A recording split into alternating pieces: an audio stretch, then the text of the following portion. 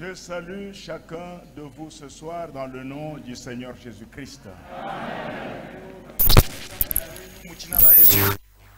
À vous aussi qui nous suivrez sur Internet en différé,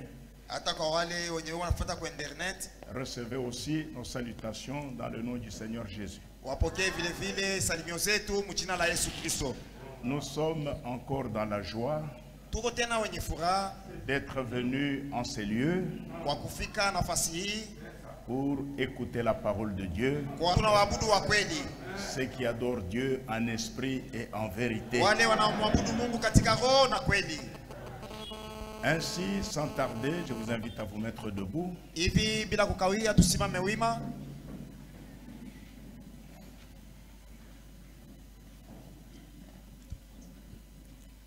Nous allons lire dans l'évangile selon Matthieu au chapitre 22.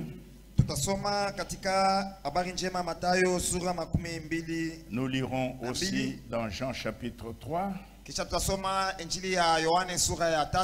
et dans Luc chapitre 4.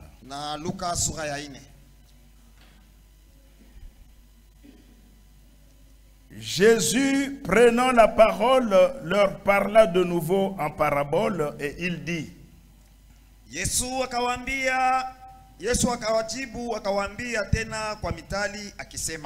le royaume des cieux est semblable à un roi qui fit des noces pour son fils. Ufalme wa mbinguni umefanana na mfalme mmoja aliyefanyia mwana wake harusi. Il envoya ses serviteurs appeler ceux qui étaient invités aux noces, mais ils ne voulurent pas venir.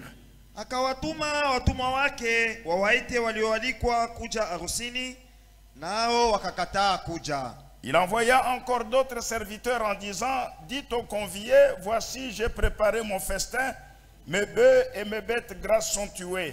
Akatuma tena watu kwa wengine akisema, waambieni walioalikwa, tazameni, nimeandaa karamu yangu, ngombe zangu na vinono vimekwisha kuchinjwa, tout est prêt, venez aux noces. Na vyote ni tayari, njoni harusini. Mais sans s'inquiéter de l'invitation, ils s'en allèrent, celui-ci à son champ, celui-là à son trafic.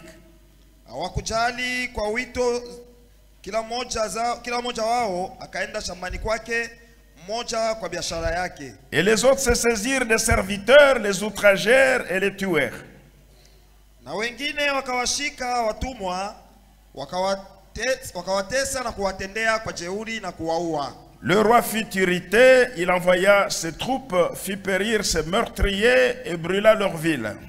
Basi yule mfalme akakasirika, akapeleka majeshi yake, wakawaangamiza wakaaji wale na kuwateketeza mji wao. Alors il dit à ses serviteurs: les noces sont prêtes, mais les conviés n'en étaient pas dignes. Kisha akawaambia watumwa wake, harusi hii tayari. Allez donc dans les carrefours et appelez aux noces tous ceux que vous trouverez. Lakini wale walioalikwa hawakustahili, basi endeni hata njia panda za barabara, na wote mnawaona waiteni harusini. Dans Luc 14, 16 à 24, là il dit: allez chercher les estropiés, les boiteux et amenez-le. Muluka inasema wende ukatafute wale waviwete, vilema na wengine muwalete. Ses serviteurs allèrent dans le chemin, rassemblèrent tous ceux qu'ils trouvèrent, méchants et bons, et la salle des noces fut pleine de convives. Watumwa wale wakatoka wakakwenda njia kuu, wakakusanya wote waliwaona, waovu kwa wema, harusi ikajaa wageni. Le roi entra pour voir ceux qui étaient à table. Il aperçut là un homme qui n'avait pas revêtu un habit de noces. Lakini alipoingia yule mfalme ili kutazama wageni wake, akaona ule mtu mmoja asiyevaa vazi la harusi. Il lui dit: mon ami, comment es-tu entré ici sans avoir un habit de noces? Akamwambia, rafiki, uliingia je humu nawe huna vazi la harusi? Cet homme eut la bouche fermée. naye akuweza kusema. Alors le roi dit au serviteur, liez-lui les pieds et les mains et jetez-les dans les ténèbres du dehors où il y aura des pleurs et des grincements de dents. Mfalme akawaambia watumishi, mfungeni mikono na miguu, mchukueni mkamtupe katika giza la nje, ndiko kutakuwako kulia na kusaga meno. Car il y a beaucoup d'appelés mais peu d'élus. Kwa maana waitwao ni wengi bali wateule ni wachache. On peut lire dans Luc chapitre 4. Tusome katika Luka sura ya 4. Commençons verset 14. Luka sura ya 4. Jésus, revêtu de la puissance de l'Esprit, retourna en Galilée et sa renommée se répandit dans tout le pays d'alentour. Luka sura ya 4:14. Yesu akarudi kwa nguvu za Roho, akaenda Galilaya. Habari zake zikaenea katika nchi zote za kando kando. Il enseignait dans les synagogues et il était glorifié par tous. Naye alikuwa akifundisha katika masinagogi yao, akatukuzwa na watu wote. Il se rendit à Nazareth où il avait été élevé et selon sa coutume, il entra dans la synagogue le jour du sabbat, il se leva pour faire la lecture. Akaenda Nazareti, hapo alipolelewa, na siku ya Sabato akaingia katika sinagogi, kama ilivyokuwa desturi yake, akasimama ili asome. Et on lui remit le livre du prophète Esaïe. L'ayant déroulé, il trouva l'endroit où il était écrit. Akapewa chuo cha nabii Isaya, akakifungua chuo, akatafuta mahali panapoandikwa. L'Esprit du Seigneur est sur moi parce qu'il m'a oint pour annoncer une bonne nouvelle aux pauvres. Il m'a envoyé pour guérir ceux qui ont le cœur brisé, pour proclamer aux captifs la délivrance et aux aveugles le recouvrement de la vue, pour envoyer libres les opprimés, pour publier une année de grâce du Seigneur. Roho wa Bwana ni juu yangu, kwa maana amenitia mafuta kuwahubiri maskini habari njema. Amenituma kutangazia wafungwa kufunguliwa kwao, na vipofu kupata kuona tena, na kuacha huru walioteswa, na kutangaza mwaka wa Bwana uliokubaliwa. Ensuite, il roula le livre, le remit au serviteur et s'assit. Akafunga chuo, akamrudishia mtumishi, akaketi. Tous ceux qui se trouvaient dans la synagogue avaient les regards fixés sur lui. Alors il commença à leur dire, aujourd'hui, cette parole de l'écriture que vous venez d'entendre est accomplie. Na watu walikuwako katika sinagogi, wakamtazamia macho. Akaanza kuambia, leo andiko haya yametimika masikioni mwenu. On peut encore ajouter Jean 3. Mais il y eut un homme d'entre les pharisiens nommé Nicodème, un chef de juifs, qui vint lui auprès de Jésus de nuit et lui dit, Rabbi, nous savons que tu es un docteur venu de Dieu, car personne ne peut faire ces miracles que tu fais si Dieu n'est avec lui. Yohane 3:1. Basi palikuwa na mtu mmoja wa Mafarisayo, jina lake Nikodemu, mkuu wa Wayahudi. Huyo alimjia usiku akamwambia, Rabi, twajua ya kuwa mwalimu umetoka kwa Mungu, kwa maana hakuna mtu anaweza kuyafanya hizi ishara isipokuwa. Jésus lui répondit, en vérité, je te le dis, si un homme n'est né de nouveau, il ne peut voir le royaume de Dieu. Hakuna mtu anaweza kufanya ishara hizi uzizofanya wewe isipokuwa Mungu yu pamoja naye. Yesu akajibu akamwambia, amin, amin, ninawaambia, mtu asipozaliwa kwa mara ya pili hawezi kuona ufalme wa Mungu. Nicodème lui dit, comment un homme peut-il naître quand il est vieux? Peut-il rentrer dans le sein de sa mère et naître? Nikodemo akamwambia, uwezaje mtu kuzaliwa akiwa mzee? Aweze kuingia tumboni mwa mamaye mara ya pili kuzaliwa? Jésus répondit, en vérité, je te le dis, Si un homme n'est né d'eau et d'esprit, il ne peut entrer dans le royaume de Dieu. Yesu akajibu, amin, amin, ninawaambia, mtu asipozaliwa kwa maji na kwa roho, hawezi kuingia ufalme wa Mungu. Ce qui est né de la chair est chair, et ce qui est né de l'esprit est esprit. Ne t'étonne pas que je te dis, il faut que vous naissiez de nouveau. Kilichozaliwa kwa mwili ni mwili, na kilichozaliwa na roho ni roho. Usistaajabu ya kuwa ninakwambia, hamna budi kuzaliwa mara ya pili. Inclinons nos têtes. Tuinamishe vichwa.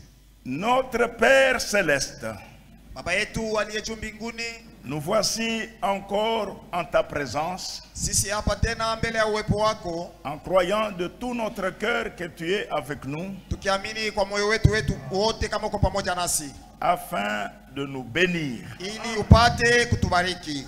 Accorde à chaque frère, à chaque sœur, Basi jalia kila ndugu na kila dada, à chaque personne qui est venue en ces lieux, kwa kila yeyote aliyefika mahali hapa, accorde-lui, Seigneur, tes riches bénédictions. umjalie baraka yako kwa utele. Pour ton Saint-Esprit, Kupitia Roho wako Mtakatifu, parle à nos âmes. semezana na nafsi zetu, Remplis-nous du Saint-Esprit. utujaze na Roho Mtakatifu, Répands dans nos cœurs par ton Saint-Esprit l'amour parfait. mwanga ndani ya mioyo yetu kupitia Roho wako Mtakatifu, mapendo makamilifu. Bénis ton peuple en ces lieux. Bariki taifa yako pahali hapa, Bénis tous tes serviteurs. bariki watumishi wako wote, Dans le nom de Jésus-Christ. kwa jina la Yesu Kristo, Amen. amen. Vous pouvez vous asseoir. Tuketi. Ce soir, nous abordons le festin des noces. Leo tutazungumzia juu ya karamu ya harusi. Et nous, je crois, aujourd'hui c'est mardi. Leo ni siku ya pili. Jeudi, vendredi, on pourra continuer avec le festin de noces aussi et l'enlèvement de l'épouse de Jésus-Christ. Siku ya pili, ya nne na ya tano tutazungumzia juu ya karamu ya harusi, kunyakuliwa na kadhalika. Jusque dimanche. Mpaka Jumapili. Dans Matthieu au chapitre 22, Katika Injili ya Mathayo 22, c'est une parabole yao ni mfano que notre Seigneur avait à donner. ule ambao Bwana wetu aliuleta, Et la plupart des paraboles na mingi ya mifano sont basées sur les usages de l'Orient. inatiliwa msingi kwa matumizi ama desturi ya kule mashariki, Ce qui s'est passé en Orient. kwa mambo yote ilikuwa napitikana mashariki. Même frère Branham, Hata ndugu Branham quand il était jeune prédicateur, wakati alikuwa bado angali mhubiri kijana, il avait des difficultés à saisir ce qui est dit dans les paraboles. alikuwa na magumu kuelewa yale yalikuwa yanaandikwa katika mifano, Jusqu'à ce qu'il ait visité le pays de l'Orient. mpaka pale alienda kutembelea nchi za mashariki, Il était parti aux Indes. akaenda kule India. C'est alors qu'il a compris Ndipo hapo alielewa certaines choses mambo fulani, et que les paraboles étaient devenues claires pour lui. na kwake ile mfano ikaeleweka vizuri. Là où le Seigneur dit dans Jean 10 verset 7, Katika Yohane 10 mstari wa 7 pale Bwana anasema, je suis la porte des brebis. mimi ni mlango wa kondoo. Frère Branham n'arrivait pas à comprendre comment un homme peut être la porte de brebis. Ndugu Branham akafika kuelewa kama namna gani mtu atakuwa mlango wa kondoo. Mais quand il a fait le voyage vers les Indes, Wakati alisafiri kule India, un soir, jioni fulani hivi, avant la tombée de la nuit, mbele usiku ufike, il a aperçu un berger aliona mchungaji wa kondoo avec un troupeau. akiwa na kundi la kondoo. Non, le troupeau, il n'y a pas que les condos, il y a aussi de bœufs, de vaches. Alikuwa na kundi ya wanyama. C'est comme ici, il n'y a pas que des brebis. Hapa haina tu amuna nyama, C'est un amuna kondoo tu. C'est un troupeau. On peut trouver aussi des boucs. Beberu unako unaweza kujikuta katikati yetu. Vous voyez, donc c'est un troupeau. Ni kikundi cha banyama. Donc il y avait des brebis et il y avait d'autres bêtes aussi. Kulikuwa nyama zingine na kondoo vile vile. Alors avant la tombée de la nuit, Mbele busiku buingie, il a vu ce berger rassembler les brebis aliona ule mchungaji anakusanya et les kondoo faire rentrer dans un enclos. na kawaingiza katika lupango.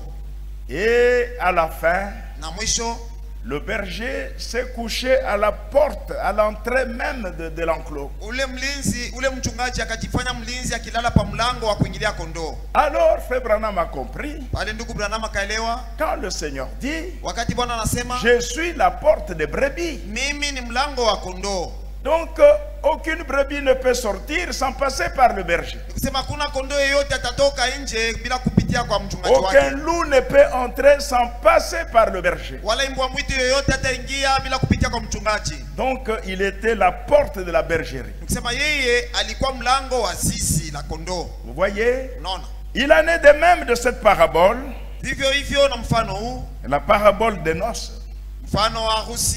C'était aussi basé sur les habitudes, les coutumes de l'Orient. Là, en Israël, quand quelqu'un organisait le festin pour les noces de son fils, la première chose à faire, il fallait tout apprêter. Tout doit être prêt. Et alors, l'organisateur peut lancer les invitations. Parce que personne ne peut prendre part à la fête s'il n'a pas reçu l'invitation. Pour prendre part à la fête, il faut avoir été invité. Vous voyez? C'est ce que le Seigneur a dit. Dans Jean 6, 44. Nul ne peut venir à moi si le Père ne l'attire premièrement. Si le Père ne l'invite premièrement. Donc il faut recevoir l'invitation pour prendre part au festin. Si tu viens là-bas et que tu n'as pas reçu l'invitation et tu entres par notre moyen, une autre voie, on va te ridiculiser. On pourra t'attraper, te brutaliser, et ça ne sera pas bien. Il faut avoir reçu l'invitation pour prendre part au festin des noces. Vous voyez? Et le festin dont il est parlé ici, nous avons vu que le roi c'est Dieu lui-même. Et son fils c'est le Seigneur Jésus, qui lui a plu à tout point de vue. Il a été obéissant jusqu'à la mort de la croix. Et son père a organisé ce festin. Ça ne se passera pas à Kinshasa ou à Washington, mais le festin aura lieu au ciel, dans la Nouvelle Jérusalem. C'est là où le festin va avoir lieu. C'est-à-dire tous ceux qui sont invités, ils doivent prendre part à ce festin dans la Nouvelle Jérusalem. Ils doivent aller au ciel. Vous voyez? Imaginez-vous mes frères, vous êtes chez vous là, une voiture s'arrête devant la porte, quelqu'un sort et il vous tend une invitation. Il vous dit: je suis un émissaire de l'ambassade de Grande-Bretagne.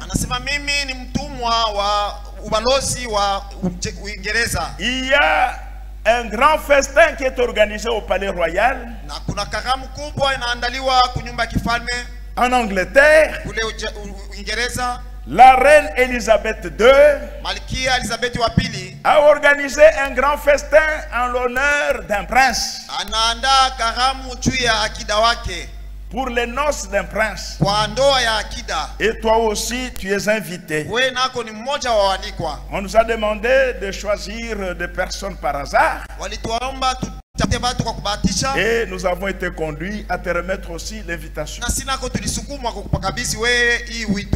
Donc on te dit, Toi, tu n'auras qu'à mener ta valise. Sa wewe kuya tu na valise yako. Tout le reste, c'est l'ambassade de Grande-Bretagne. Vingine vyote vitashughulikiwa na ubalozi wa Même le Uingereza. billet. Hata Tout. ticket yako vyote. Tu viens seulement avec ta valise. Kuya tu na valise yako. Mon frère, Ndugu yangu. je crois que quand tu reçois ça, Wakati utapokea le wito, même le voisin sera informé. na jirani yako atajulishwa. Tu appelleras le voisin. Utaita majirani. Tu dis voisin, Ambia jirani. est-ce que tu as vu le véhicule qui s'est arrêté devant ma Uliona porte? gari ilisimama mbele ya nyumba yangu? C'est un émissaire de l'ambassade de Grande-Bretagne. Ni mtumwa wa ubalozi wa Uingereza. Je suis invité au palais royal en Angleterre, Na alikuwa kunyumba ya kifalme kule Uingereza, à Londres. kule London. Il y a un grand festin qui va se dérouler là-bas. Kuna karamu kubwa itafanyika kule. Il va te regarder. Jirani Il dit, atakutazama, toi, atasema we, tu vas aller en Grande-Bretagne? utaenda Uingereza? Tu vas à Londres, toi? Utaenda Londres Il dit we? oui, oui. Ndio, L'invitation est là. wito wangu huyu. Et je ne crois pas que tu iras là n'importe comment.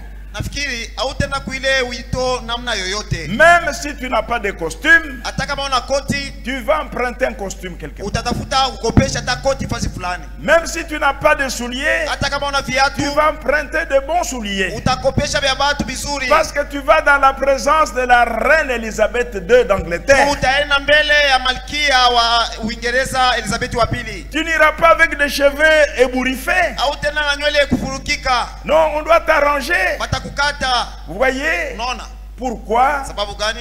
Tu vas au palais royal Nicho unaenda mnyumba ya kifalme. dans la présence de la reine Elisabeth II. Mwepo wa malkia wa pili Elizabeth.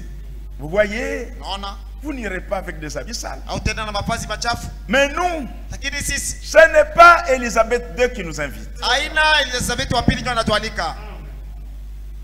C'est le roi des rois, Lakini ni mfalme wa wafalme. le créateur des cieux et de la terre, Muumba wa mbingu na dunia. le Dieu très saint. Mungu aliye mtakatifu sana. C'est celui qui nous invite Ndiye anatualika à prendre part ili tupate kushiriki au festin de noces. kukaramu ya mwana kondoo.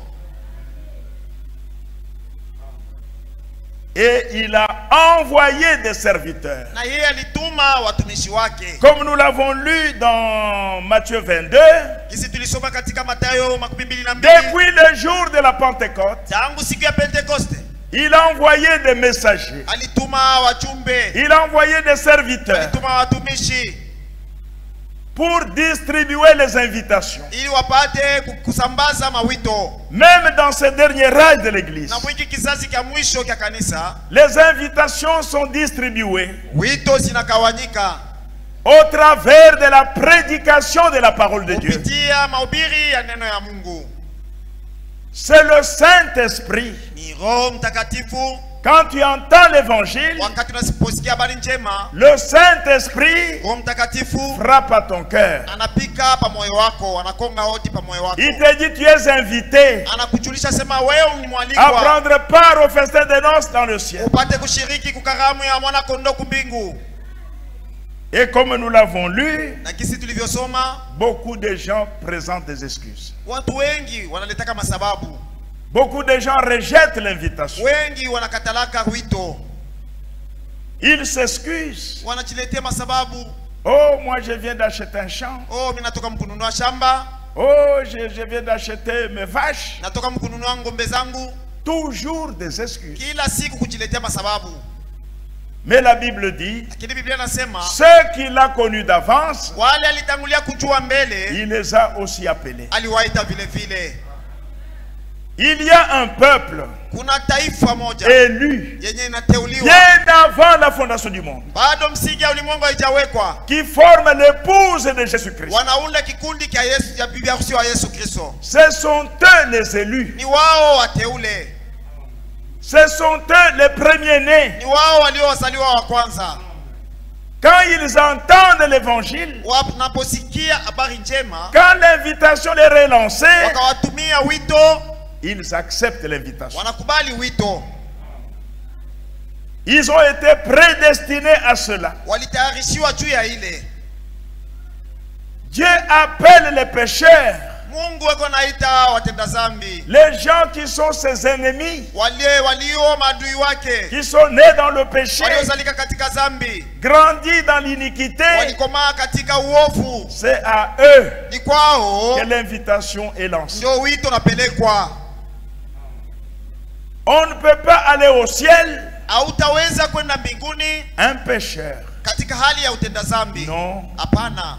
Tu dois te réconcilier avec Dieu. Kwanza unapasha kupatanishwa na Mungu. Tu dois premièrement être réconcilié avec Dieu. Kwanza upatanishwe na Mungu.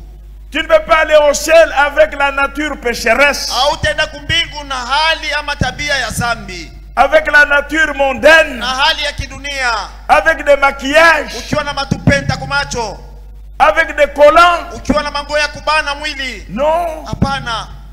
Ceux qui doivent aller au ciel wataenda kumbingu sont des saints. ni watakatifu. Ce sont des gens qui sont nés de nouveau. Ni wale waliozaliwa mara ya pili. Dieu a tout apprêté. Mungu tayari alishatayarisha vyote. Même pour ton salut, hata juu ya wokovu wako, le Seigneur a payé le prix au Calvaire. Bwana alilipa bei ku Kalvario. Il est mort sur le bois du Calvaire. Alikufa kumsalaba wa Kalvario. Il est venu se sacrifier alijitoa pour l'expiation de ton âme, juu ya ukombozi wa nafsi yako, pour changer ta mauvaise nature. juu ya kubadilisha hali yako mbaya. Il a fallu le sang, ilibidi damu iwe, le sang de Dieu lui-même. damu ya Mungu yepete. Souvenez-vous, basi mkumbuke dans Nombre chapitre 21, katika Hesabu 21, lorsque Israël wakati Israeli a commencé à murmurer contre Dieu et contre Moïse, alianza kumnungunikia Mungu na Dieu leur envoyait des serpents brûlants Mungu aliwatumia nyoka za kuumiza, qui se mirent à les mordre. ikaanza kuwanuma, Et beaucoup mourirent en ces jours-là. na wengi kwa siku ile walikufa, Jusqu'à ce que le peuple a reconnu sa faute. mpaka pale watu wakatambua Ils ont demandé pardon wakaomba msamaha à Dieu. kwa Mungu. Ils ont dit à Moïse, nous avons péché. Wakamwambia Musa, tulitenda dhambi. Prie Dieu Utuombee kwa qu'il Mungu enlève ces serpents brûlants. atutoshe hii nyoka. Parce que dès que la personne est mordue, Wakati tu mtu anapoumizwa na nyoka, cette personne doit mourir. hakika mtu atakufa. Il n'y avait pas de remède Hakukuwa dawa contre cette morsure-là. kinyume na ile kulumizwa kwa nyoka. Vous voyez? Unaona? Et Moïse a prié Dieu. Musa akamwomba Mungu. Dieu lui a dit, Mungu je akamwambia, n'enlève pas sitaondoa les nyoka, serpents brûlants. nyoka ya kuumiza. Mais toi, Lakini we fais-toi un serpent sous la forme maudite. ujitengenezee nyoka ikiwa na hali sa vile ya kulainiwa, Et cela représente le péché. na ile ioneshe hali ya zambi, Et fais-les en rein. na uifanye katika shaba. Les reins représentent le jugement divin. Shaba inaonesha hukumu ya kimungu. Le serpent des reins Nyoka wa shaba signifie maana yake le péché déjà jugé. zambi tayari ilishahukumiwa, Et mets-le sur une perche. na uitie juu ya mti. Quiconque sera mordu, Kusudi yeyote atakayeumizwa na nyoka qu'il regarde seulement au serpent des reins, atazame tu kunyoka ule wa shaba, et il sera guéri. naye atapona. La solution est venue de Dieu seul. Suluhisho Mungu mwenyewe ndiye aliileta.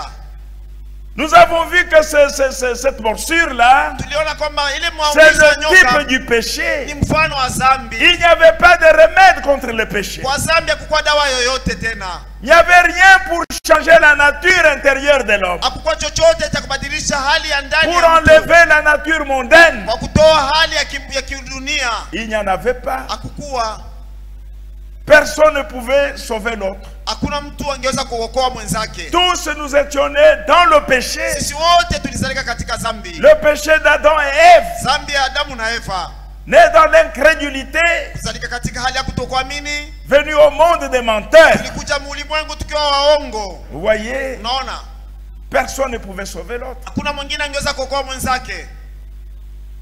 C'est pourquoi, Ndio maana quand le Seigneur est venu, wakati Bwana alipokuja il a dit à Nicodème, akamwambia Nikodemu, Nicodème Nikodemu est parti le voir la nuit. alimwendea kwa usiku. Nicodème était convaincu Nikodemu que alihakikishwa cet homme, kwamba mtu huyu il vient de Dieu. anatoka hakika kwa Mungu. Dieu est avec lui. Mungu yuko pamoja naye, Et il est allé le voir la nuit. na akamwendea kwa usiku Il lui a dit, akimwambia, Maître, mwalimu, Nous, les pharisiens, sisi wafarisayo, nous savons que tu es un docteur venu de Dieu. sisi tunajua wewe ni mwalimu kutoka Car kwa Mungu. personne ne peut faire ce miracle que tu fais, Kwa maana hakuna mtu anaweza kufanya miujiza à moins unayofanya que Dieu soit avec cette personne. isipokuwa tu Mungu kuwa pamoja na mtu huyu. Jésus lui répondit, Yesu akamjibia Nicodème, Nikodemu, en vérité, je te le dis. kweli kweli Si ninakwambia, un homme n'est né de nouveau, kama mtu akuzalika mara ya il pili, ne peut pas voir le royaume de Dieu. kama hawezi kuona ufalme wa mbingu. Le royaume de Dieu, Ufalme wa mbingu c'est un royaume éternel. ni ufalme wa milele. Pour faire partie de ce royaume, Kwa wewe kuwa mshirika wa ufalme vous ule, devez naître de nouveau. shuti ni kuzalika mara ya pili, Vous devez naître d'eau et d'esprit kuzalika kwa maji na kwa roho, pour entrer dans ce kwa wewe royaume-là. kuingia ndani ya ufalme ule. Cela est très très important. Ile ni ya mafaa sana.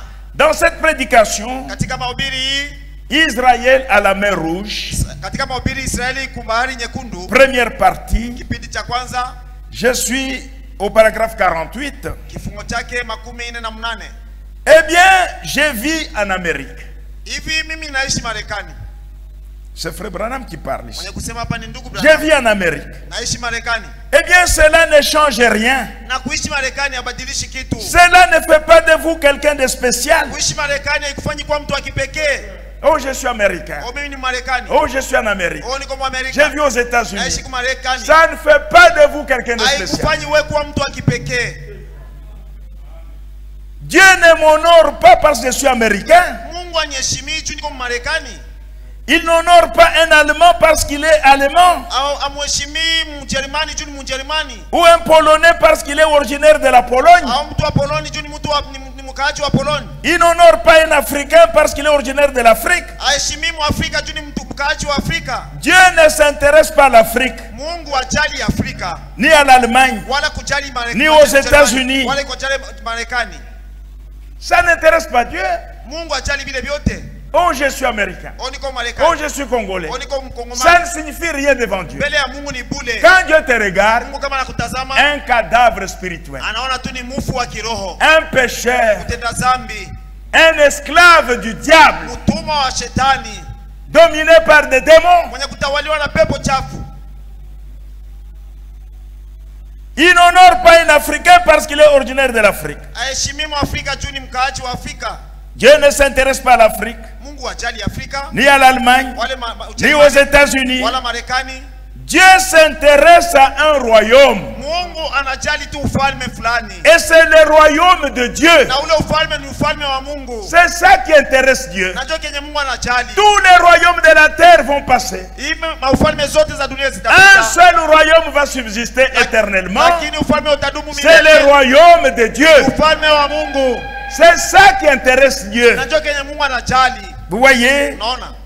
Dieu s'intéresse à un royaume. Mungu anajali ufalme fulani. Et c'est le royaume de Dieu. Na ule ufalme ni ufalme wa Mungu. Et des hommes de toutes les nations y entrent. Na watu toka taifa mbalimbali wanaingia ndani ya ule ufalme. Et ils y sont nés de nouveau à travers la postérité Na d'Abraham, ndani ya ule ufalme wanazalika upya kupitia uzao wa Ibrahimu. laquelle est Jésus-Christ. Ufalme uzao ule ni Yesu Kristo. Vous voyez, Unaona? ce qui intéresse Dieu, Mungu Kenya anajali. c'est de voir un Américain, Haina kuona Marekani un Congolais, au Mkongomani ou un Africain, au mtu wa Afrika ou un Polonais, au Polonais naître de nouveau dans son royaume. ke lazima ni kuzalika upya ndani ya ufalme ule, Recevoir la vie éternelle. kupokea uzima wa milele. C'est ça qui intéresse Dieu. Nacho kenye Mungu anajali. Dieu sait que tous ces royaumes du monde sont dominés par Satan. Mungu anajua falme zote za dunia iko chini ya utawala wa shetani. Satan est venu auprès de Jésus. Shetani alimwendea Yesu. Regarde tous ces royaumes. Sema angalia falme Ça zote m'appartient. ni zangu. Prosterne-toi, je te les donne. Sujudu nitakukabidhi nazo. Le Seigneur lui a dit, Bwana akamwambia, tu ne tenteras point le Seigneur ton Dieu. hautamjaribu Bwana Mungu wako. Retire-toi, Satan.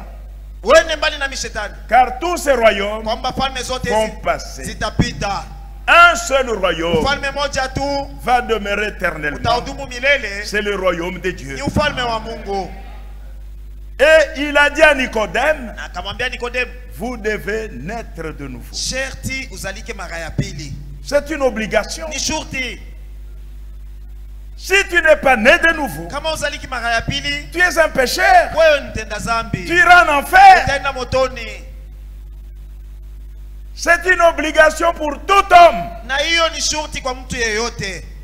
Tous ceux qui doivent aller au festin des noces, wale wote wanaalikwa kwenda kukaramu ya mwana kondoo, ils doivent venir wanapashwa par le chemin de la croix. kupitia kunjia ya msalaba. Ils doivent passer par le calvaire. Wapitie kwa Kalvario. Ils doivent venir sous le sang de Jésus-Christ. Wanapaswa kuja kupitia chini ya damu ya Yesu Kristo. Jésus dit à Nicodème, Yesu anamwambia Nikodemu, vous devez naître d'eau et d'esprit sherti uzalike kwa maji na pour kwa roho, entrer dans le royaume de ili Dieu. upate kuingia mfalme wa Mungu. Naître d'eau. Kuzalika kwa maji. L'eau, Maji c'est la parole de Dieu. ni neno la Mungu. C'est la sémence divine. Ni mbegu ya kimungu. Et naître d'esprit, Na kuzalika kwa roho, c'est l'esprit ni roho qui vivifie la parole, mwenye kufanya neno lipate kuishi ndani ya mtu. qui manifeste la vie de la parole Roho ndio mwenye kuonesha rasmi dans neno la personne. ndani ya mtu.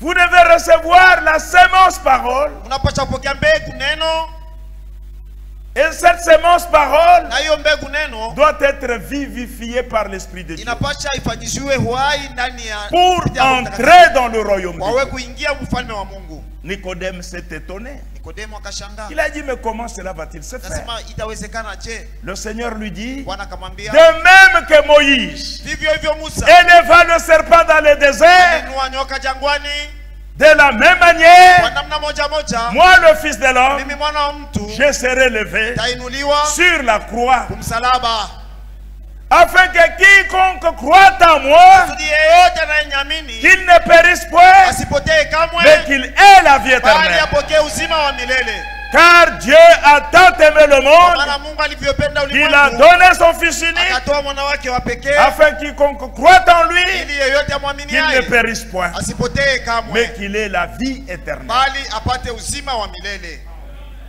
Le Seigneur lui-même, Bwana mwenyewe, le Seigneur Dieu, Bwana Mungu il a donné le remède. alileta dawa, C'est au pied de la croix. ni chini ya msalaba.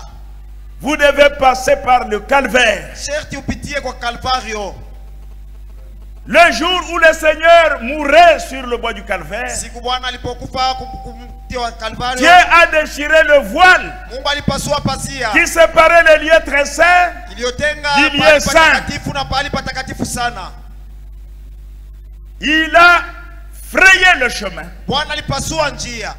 Seul le souverain sacrificateur, Peke yake tu kuhani mkuu une fois par an, mara moja kwa mwaka pouvait entrer dans le lieu très saint. angeweza kuingia pahali patakatifu. Mais ce jour-là, Lakini siku ile le chemin fut ouvert njia ilipasuliwa à quiconque croit. kwa yeyote anayeamini. Et nous devons passer par ce chemin-là. Na sisi sharti tupite pa njia ile ile Il n'y a moja. pas un autre chemin. Hakuna njia ingine.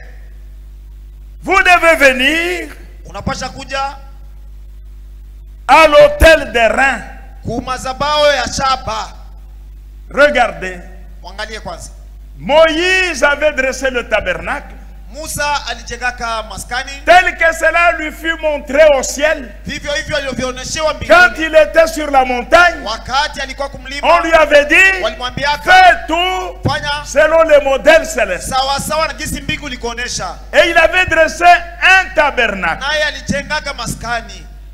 Donc il y avait d'abord le parvis Kwanza kulikuwa kiwanza, extérieur kiwanza kia hadharani kia nje, et il y avait l'entrée. na kulikuwa mlango wa Quand kuingilia. vous entrez, Ukiingia ndani, vous trouvez là l'autel des reins na pale utakuta mazabao ya shaba. où on sacrifiait des agneaux. Ilikuwa fasi ya kutolea kondoo, Et il y avait une cuve d'eau. na pembeni palikuwa bakuri ya maji. Le sacrificateur, Kwani avant d'entrer en service, mbele ya kuingia mkazi il prenait de cette eau, il se lavait. alikuwa anachukua ile maji ananawisha mikono. Vous voyez? Unaona? Et quand tu quittes l'autel des reins, Na ukitoka pa mazabao ya shaba, alors là tu entres dans le lieu saint. pale unaingia sasa pahali patakatifu. Là il y avait le chandelier Nipo hapo palikuwa vinara avec cette lampe na taa saba. qui représente les 7 âges de Ilikuwa l'église. inamaanisha vizazi saba ya kanisa. Il y avait aussi une table Na palikuwa meza avec des pains de proposition. ilikuwa na mikate ya kutolewa. Mais quand vous quittez là-bas, il y avait là aussi un hôtel de parfums. Et puis il y avait le voile qui séparait le lieu saint du lieu très saint. Quand vous quittez le lieu saint, vous entrez dans le lieu très saint. Et c'est là qu'il y avait l'arche. C'est là qu'il y avait les tables de l'alliance. Dans l'arche. Avec un vase avec la manne. Même la verge d'Aaron qui avait fleuri. Et c'est au-dessus de l'arche. C'est là qu'il y avait le trône de miséricorde. Au-dessus du propitiatoire. Du couvercle. Et il y avait des chérubins, des statuettes en chérubins, des chérubins avec leurs ailes qui se touchaient. Vous voyez? Donc d'abord le parvis de la justification. Ensuite le lieu saint. Et enfin le lieu très saint. Et cela représente les trois marches par lesquelles les élus doivent passer. Vous devez passer par l'autel des reins. Et l'autel des reins, c'est le type du calvaire. Vous devez passer par là. Vous devez passer par la mort. Si vous n'êtes pas mort, vous ne pouvez pas naître de nouveau. Vous devez commencer par l'autel des reins. C'est là que vous écoutez la parole, la prédication de l'évangile. Il n'y a pas une autre voie. Et quand vous écoutez, vous croyez au Seigneur Jésus-Christ comme votre sauveur personnel. Vous vous identifiez à sa mort par la voie de la repentance sincère.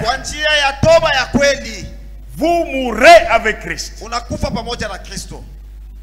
Par la voie de la repentance sincère. Et c'est le Saint-Esprit qui produit ça en vous.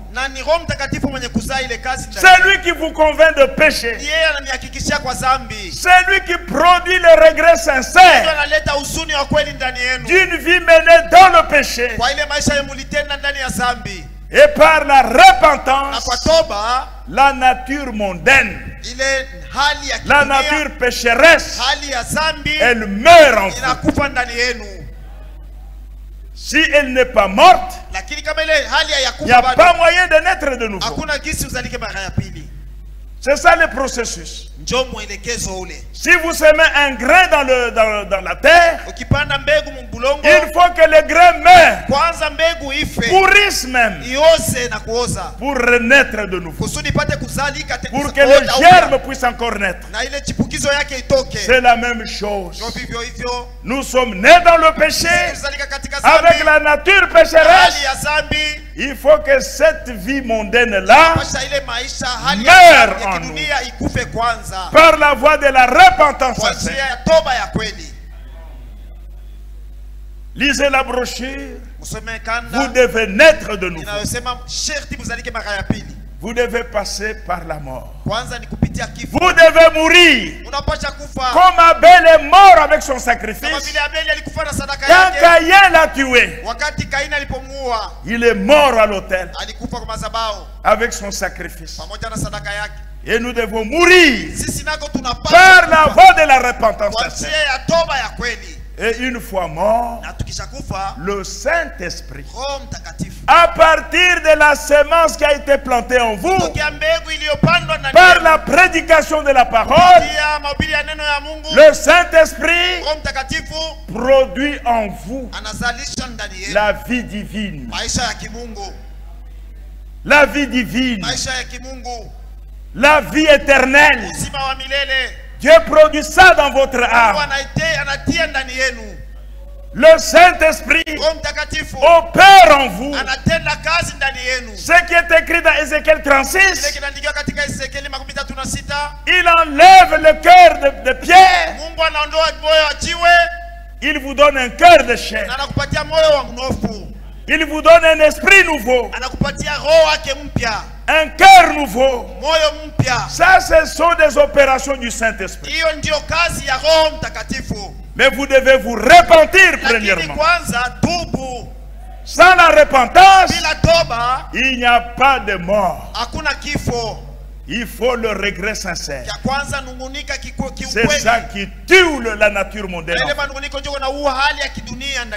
Et à partir de la sémence parole, le Saint-Esprit régénère votre âme.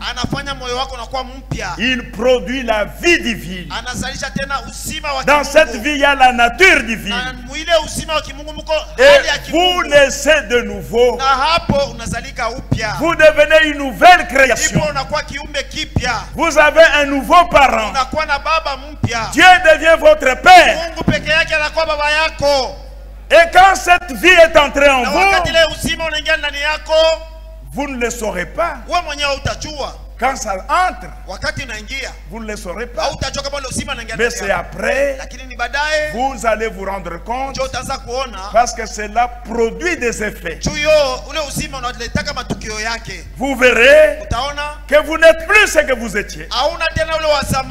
Même ce que vous voulez être. Vous verrez que vos désirs et tout ont changé.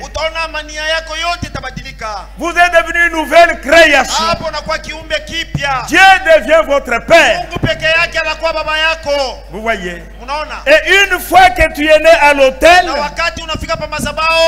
une fois que tu es né de nouveau. En tant que premier-né, vous n'avez pas votre propre chemin à suivre. Non. Quand vous naissez de nouveau, en tant que premier-né, vous allez dans le lieu saint. Et dans le lieu saint, il y a le chandelier à cette lampe. Et toi, tu dois te mettre derrière la lampe de ton âge pour être sanctifié par la parole révélée de ton temps. Nous sommes de la Odyssée. Nous nous mettons derrière la lampe de la Odyssée. Le message de l'heure pour être sanctifié par la parole révélée de l'heure. C'est là que la parole vient. La parole te révèle ce que tu ne savais pas de mal. Dis que ça, ce n'est pas bien. Une femme ne doit pas porter l'habillement d'homme. Vous voyez? Par la prédication, au travers des ministères. C'est pourquoi il est dit, n'abandonnez pas votre assemblée. Un premier-né, un véritable enfant de Dieu, qui fait partie de l'assemblée des premiers-nés, il ne va pas dans les fausses doctrines. Non, il vient là où la pure parole est prêchée. Il est sanctifié par la vérité. Et l'obéissance totale à la parole de Dieu vous donne droit au baptême du Saint-Esprit, à entrer dans le lieu très saint. Vous voyez, qui représente le baptême du Saint-Esprit. Ça, c'est le chemin à suivre. Quand vous écoutez la parole, le Seigneur vous révèle. Oh, même ça c'était mauvais. Ça c'était faux. Dieu n'aime pas ça. Et tu mets ta vie en ordre. Je me rappelle un témoignage qui nous a été donné par notre défunt pasteur, notre frère qui n'est plus avec nous. Mais il était parti une fois à Bandaka avec leur bateau de service. Et là, à Bandaka, il y avait une sœur qui avait cru, qui était réellement née de nouveau. Mais quand il a commencé à écouter la parole l'a condamné sur quelque chose qu'elle avait fait. Cette sœur-là, pendant son mariage, elle a eu un enfant avec l'ami de son mari. Et c'était un garçon le plus intelligent de la maison.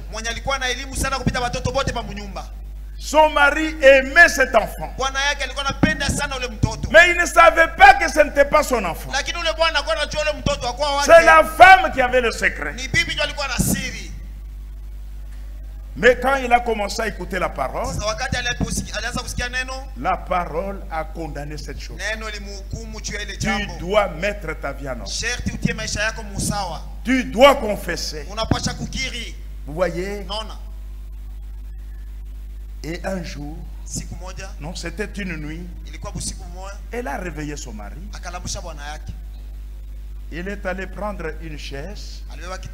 Elle a mis ça dans la chambre à coucher. Elle a demandé à son mari de s'asseoir. Elle est allée dans la chambre des enfants. Elle a réveillé le garçon. Et il l'a mené dans la chambre. Et il l'a placé là-bas.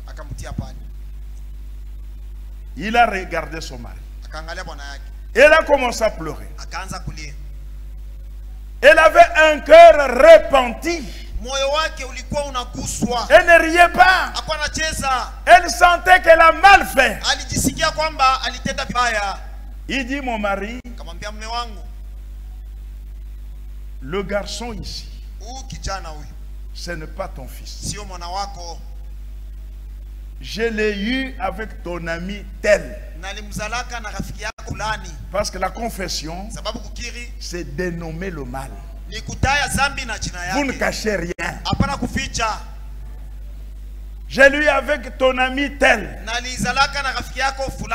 qui est maintenant à Kisangani. Quand l'homme a entendu ça, il est tombé par terre, évanoui. Et quand il s'est ressaisi, il a dit à la femme, sors, prends l'enfant, sortez de ma chambre, sortez de la maison. Et la sœur a pris l'enfant. Elle est sortie. Elle a mis son pagne là-bas. Et elle a passé la nuit là-bas avec son enfant. Et le matin, le monsieur se réveille. Il la trouve dehors. Mais qu'est-ce que tu fais là? Bon, je vais aller au travail. Tu vas rester. Tu te couches sur le lit. Tu te couvres du drap. Quand je vais revenir, parce que son mari était militaire, quand je vais revenir, je vais tirer sur toi. Et j'irai à Kisangani tuer ce faux ami là, qui était aussi militaire. Et le mari est parti au travail. Quand la sœur restait, elle a dit, je vais mourir aujourd'hui. Non, il faut que le pasteur le sache. Et elle est allée voir le pasteur. Du pasteur, voilà ce qui est arrivé chez moi. Moi, j'ai confessé le mal que j'ai commis. J'étais infidèle à mon mari. Mais la parole a touché mon cœur. Et je devais mettre ma vie en ordre. Parce que moi, je dois aller au ciel. Le pasteur lui a dit, nous avons un frère qui est arrivé avec le bateau là-bas. Il est venu de Kinshasa. Allons le voir. Donc c'était notre ancien pasteur qui est déjà mort. Allons le voir. Comme ça, il peut te prendre et fuir avec toi à Kinshasa. Et ils sont partis. Ils ont trouvé notre frère. Et le frère a commencé à raconter ce qui est arrivé. Donc la sœur, elle va mourir aujourd'hui. Alors si tu peux la prendre à bord de ce bateau et l'amener à Kinshasa pour épargner sa vie. Alors le frère a dit, c'est très bien, mais il faut que la sœur parle. J'aime l'entendre de sa bouche. Et la sœur, elle a dit, frère, non, je mérite la mort. Je dois rentrer. S'il me tue, il a raison. Je l'ai tué, je lui ai fait du mal. Je mérite la mort. Moi, je rentre à la maison. Je ne pars plus à Kinshasa. Et elle est rentrée à la maison. Elle a préparé pour les enfants, pour le mari. Et elle a fait ce que le mari lui avait dit. Elle est allée se coucher. Elle a tiré le drap jusqu'à la tête. Et elle attendait le retour du mari. Quand le mari est revenu, il est entré dans la chambre. Il dit, tu as bien fait. Alors il a pris son fusil. Il a commencé à charger, à ranger. Et puis il a braqué sur la sœur. Il a mis le doigt sur la gâchette.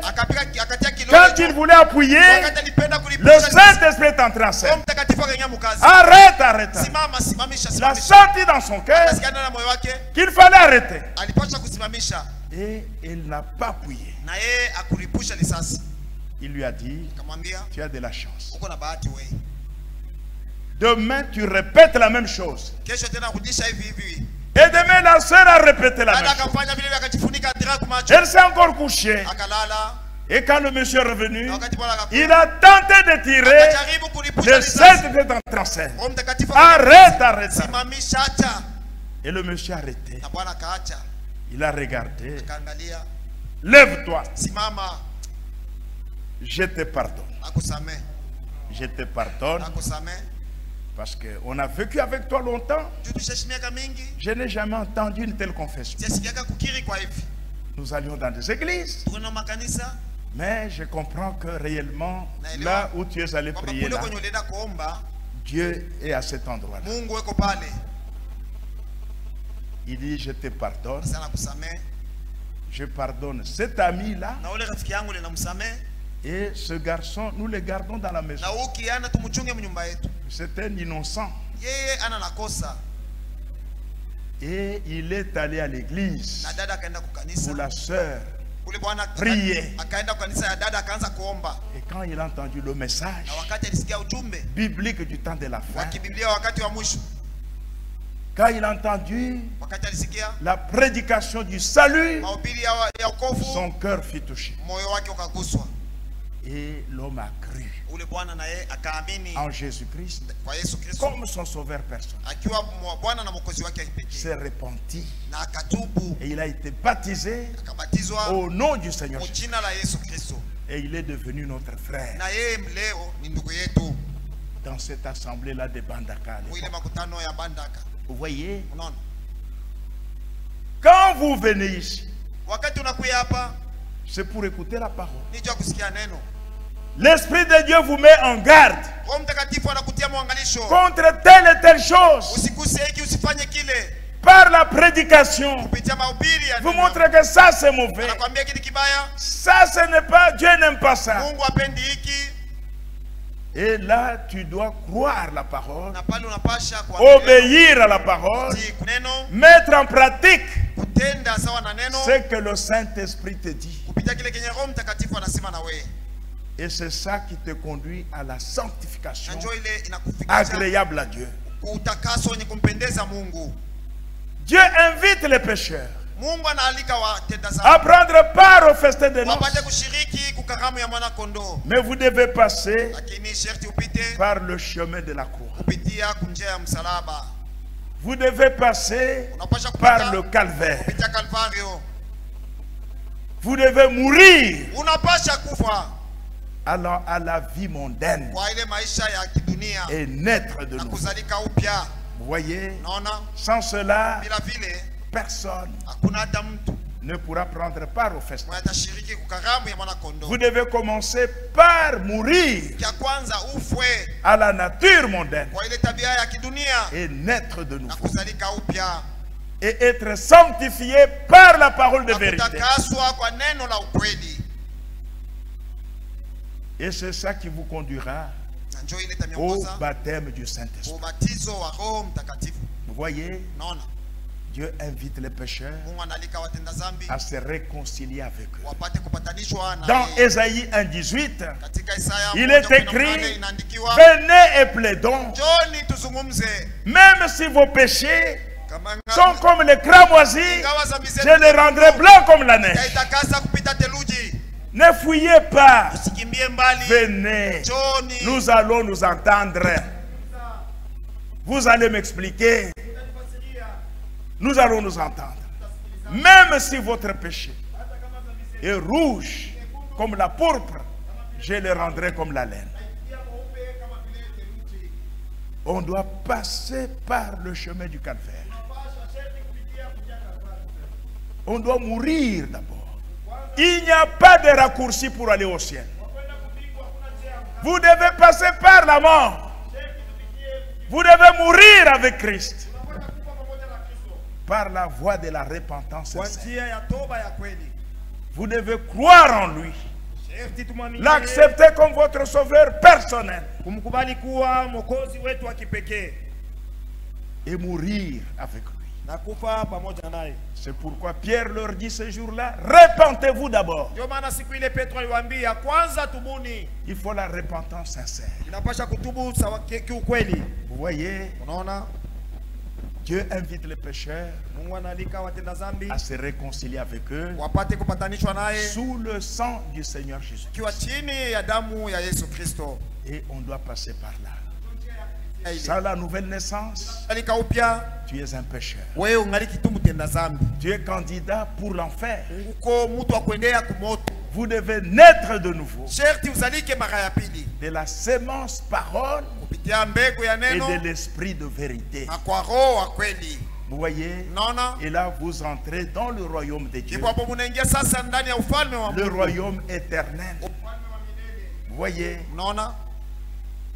vous devenez un enfant de Dieu. Dieu devient votre père. Et là, vous êtes sur la voie pour aller au ciel. Il n'y a pas une autre voie. Il n'y a pas un autre chemin. Il n'y a pas de raccourci pour le ciel. Vous devez passer par la croix. Vous voyez, cela est obligatoire. Et en Israël, quand quelqu'un organisait le festin, il lançait d'abord les invitations.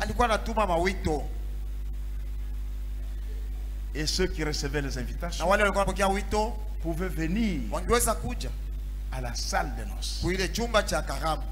Mais ils ne pouvaient pas passer par les fenêtres. Non, il fallait passer par la porte. Parce que selon les coutumes là-bas, non seulement l'organisateur lance les invitations, mais l'époux, celui qui était concerné par les noces, par la fête, il devait aller faire confectionner des robes. Des robes de noces. C'était la coutume en Orient. Comme ça, quand les invités vont venir, il faut qu'ils soient tous habillés de la même manière. Qu'on ne puisse pas voir la différence dans la salle. Celui-ci avec un costume, celui-là avec une salopette, celui-là c'est un riche, l'autre c'est un pauvre. Non, tout le monde doit voir la même apparence. L'époux confectionnait des robes. Et quand vous venez, il vous souhaite la bienvenue. Et il prend la robe, il vous la donne. Donc il avait confectionné des robes de toutes les tailles. Et la robe de noces, pour nous, c'est le baptême du Saint-Esprit. C'est ça la robe de noces. Sans le baptême du Saint-Esprit, personne ne prendra part au festin dans la gloire là-bas. Il faut être baptisé du Saint-Esprit. Le Saint-Esprit qui vous est donné ici par le Seigneur, c'est le même qu'il donne en Chine, en France, partout dans le monde. C'est le même Saint-Esprit et il conduit dans toute la vérité. C'est le même Saint-Esprit pour les prédicateurs, pour tout croyant. Chaque personne qui est invitée, il reçoit le même Saint-Esprit, la même robe de noces. Vous voyez, sans le Saint-Esprit, ta place ne sera pas là. Ta place sera ici, où il y aura la grande tribulation, où il y aura le jugement. Le jugement de Dieu tomberont sur cette terre. Il y aura des pleurs et des graissements des dents. Sans la robe de noces, pas moyen d'arriver là-bas. Il faut que le même esprit qui ressuscita Jésus d'entre les morts, selon Romains 8:11, que le même esprit habite en toi. Pas une simple onction, une habitation de l'Esprit de Dieu dans votre âme. Alors cet esprit-là rendra aussi la vie à vos corps mortels.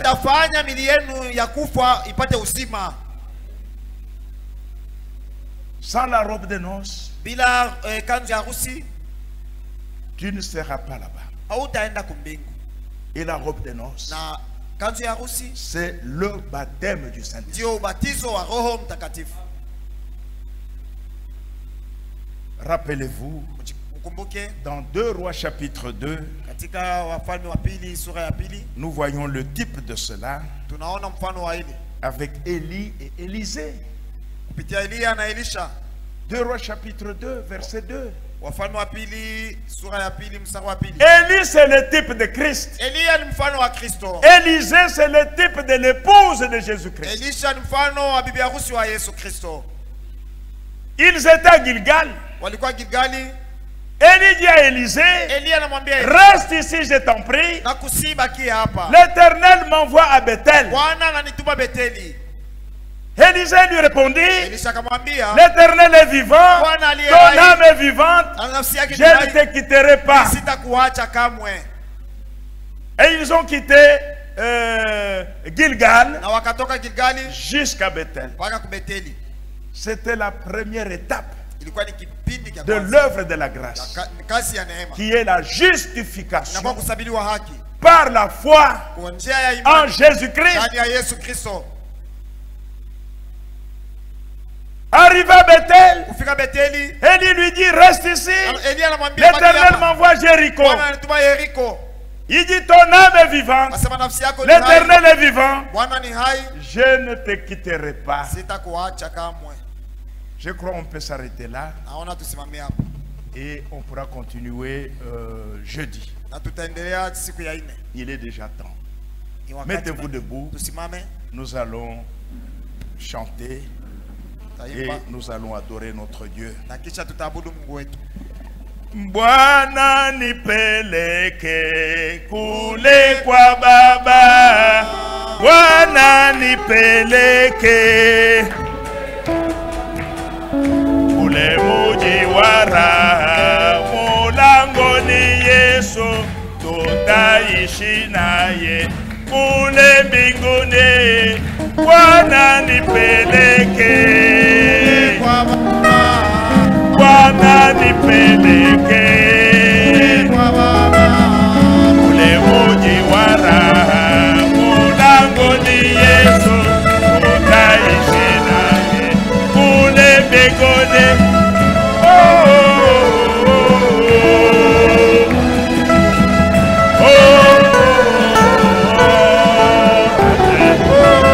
Kule ndani ya Yesu kuna raha ya ajabu isiyo na mwisho kule mbinguni.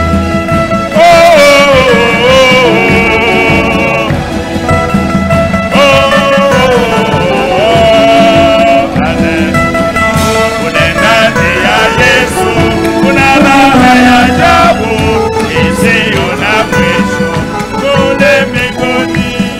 Siku inakuja, siku inakuja, utarukaruka, utacheza cheza kwenye barabara ile ya zahabu. Siku inakuja, siku inakuja, utarukaruka, utacheza cheza kwenye barabara ile ya zahabu.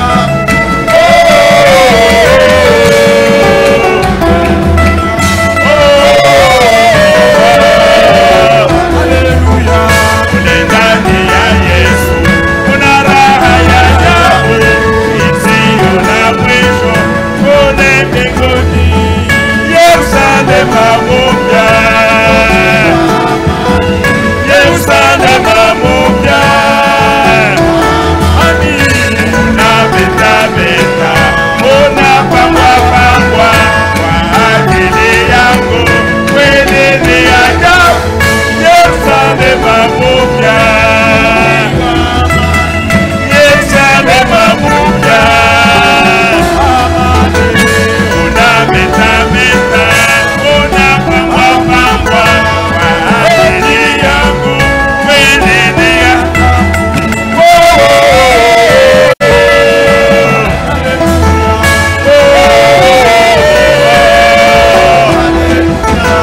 ni ndani ya Yesu kuna raha ya ajabu isiyo na mwisho kule mbinguni.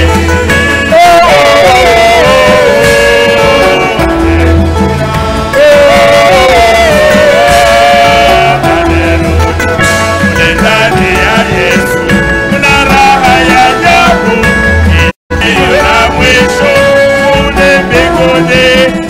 Adorons notre Dieu. Adorons le Créateur.